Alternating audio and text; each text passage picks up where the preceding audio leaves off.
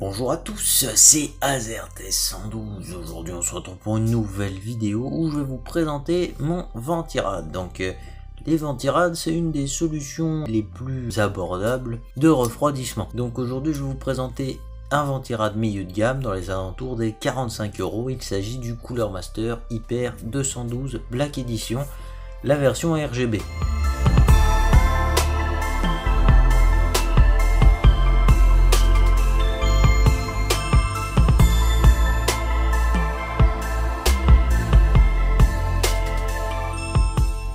Voilà, ça fait un long à rallonge, hein, mais bon, c'est pas moi qui choisis les noms, hein, parce que sinon j'aurais peut-être choisi un petit peu plus court. On fait avec. Du coup, on est sur un Ventirad avec un ventilateur de 12 cm, soit 120 mm pour ceux qui préfèrent. Une hauteur d'environ 16 cm de haut, voilà, donc ça doit être 15, quelque chose. Ça passe pas dans tous les boîtiers, mais ça passe dans la plupart, donc c'est un bon compromis, hein, on va dire ça comme ça. Donc en solde, il descend souvent dans des prix plus abordables au prix de la version sans RGB. Voilà, donc la version sans RGB coûte 35 € à peu près, 30 € suivant si vous arrivez à bien trouver ce que vous voulez. Si vous cherchez bien, vous pouvez l'avoir en solde. Moi je l'ai eu à 32 € lors du Black Friday pour ceux que ça intéresse. Donc au niveau design, on est sur un Ventirad tout en alu, hein, avec une jolie plaque en alu brossée, avec une certaine fierté à porter le logo de la marque, puisqu'on retrouve aussi Cooler Master au sommet de celui-ci. Le logo n'est pas allumé puisqu'il est gravé dans cette magnifique plaque en aluminium. On retrouve les 4 caloducs qui traversent de haut en bas le radiateur, hein, que je pense qu'ils sont eux aussi en aluminium, hein. J'ai pas vraiment regardé, mais vu la couleur je pense que oui. Et après on a un ventilateur à 12 pales, voilà, qui tourne jusqu'à 2200 tours minute si je me souviens bien. Donc il n'est pas adressable RGB, le ventilateur il est juste RGB. Vous pouvez faire varier les effets de couleur, hein. On en reparlera un petit peu plus tard dans la vidéo. Alors quand vous l'achetez, il est vraiment très bien accompagné de son arsenal d'équipement, hein, si je puis dire, hein, vraiment. La marque vous offre vraiment tout ce qu'il faut pour que vous puissiez l'utiliser comme si que vous aviez déjà eu tout le matériel chez vous, hein, très clairement. Que ça ait de la pâte thermique, puisque oui, elle est fournie, hein, il doit y avoir 1 gramme, donc ça peut faire 2 utilisations si vous gérez bien. Ils vous fournissent la pâte thermique. Et puis pour mettre les boulons,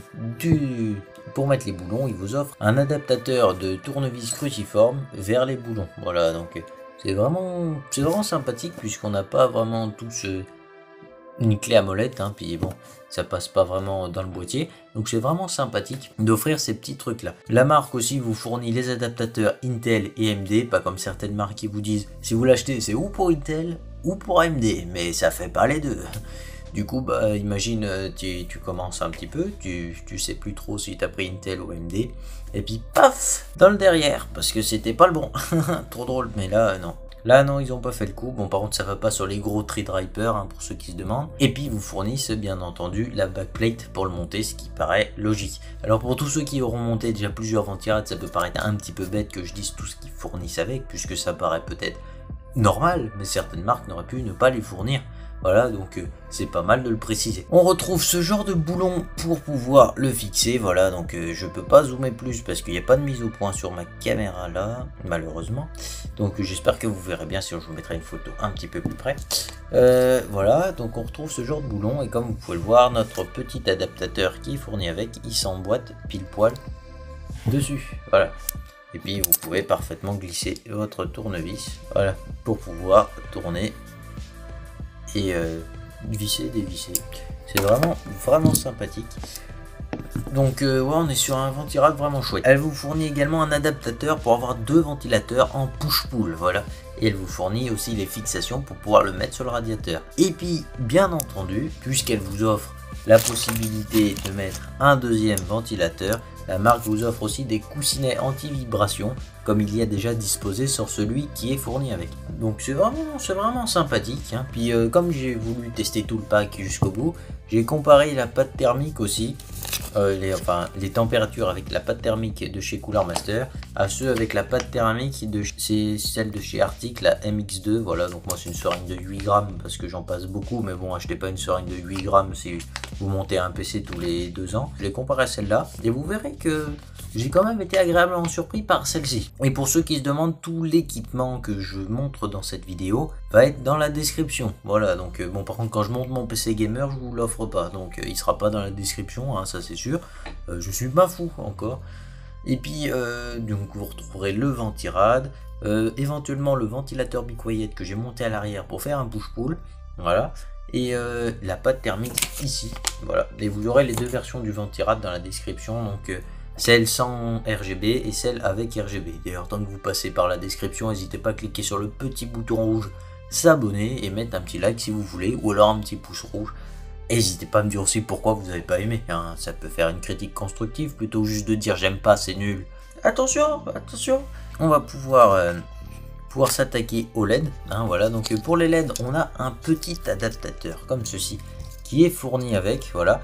Donc ça c'est pour tous ceux qui n'auraient pas le 12 volts RGB sur leur carte mère, puisque oui, quand vous avez du vieil équipement, c'est ce qui peut arriver. Donc Cooler Master ne vous laisse pas dans une situation compliquée, puisqu'elle vous offre le petit boîtier pour contrôler. Alors là, vous voyez, on a 4 trucs, et puis là, vous allez vous dire, ouais, mais je comprends pas, c'est une prise femelle sur le ventilateur, comment on fait pour y planter dedans? Et là, je suis en train de chercher l'adaptateur. Donc, Cooler Master vous offre le petit adaptateur comme ceci, c'est ça. Et du coup, ça s'emboîte là-dedans. Bon, je vais pas le faire parce qu'après, il faut prendre la pince à épiler et tout pour y sortir, j'ai galéré. Voilà, donc vous prenez ceci, vous l'enquillez dedans.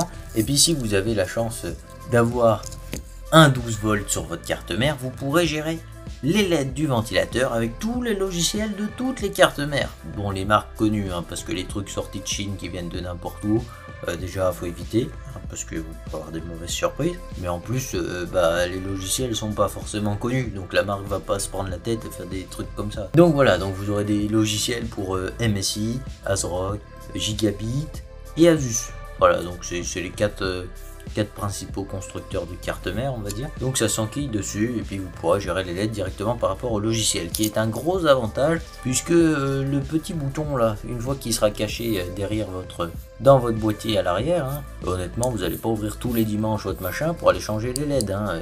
Ça embête un peu d'aller ouvrir le boîtier pour changer des LED comme ça. Donc choisissez bien votre effet et puis si vous pouvez, mettez-le sur la carte mère qui peut tout gérer. Voilà, ce sera un petit plus, on va dire. Pour ce qui va être des tests, je vais le comparer au ventirad d'origine de chez AMD, voilà, qui est fourni avec la plupart de leurs processeurs. Hein. Mais il fait le boulot, pour ceux qui se demandent si vous pouvez monter un PC avec, oui ça fait le boulot.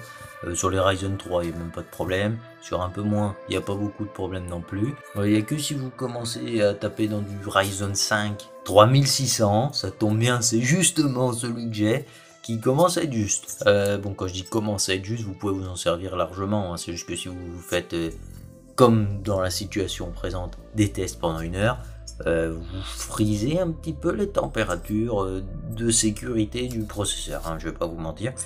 Donc voilà, ça reste quand même une très bonne solution pour celui qui n'a pas le budget tout de suite de passer sur un gros ventirad ou un water cooling suivant ce qu'il a envie de faire. Même si le water cooling n'est pas forcément la meilleure solution de refroidissement. Pour ce qui va être des tests, je vous ai dit que j'avais testé pas mal de trucs, donc je vais pas vous mentir, hein, j'ai vraiment essayé pas mal de trucs.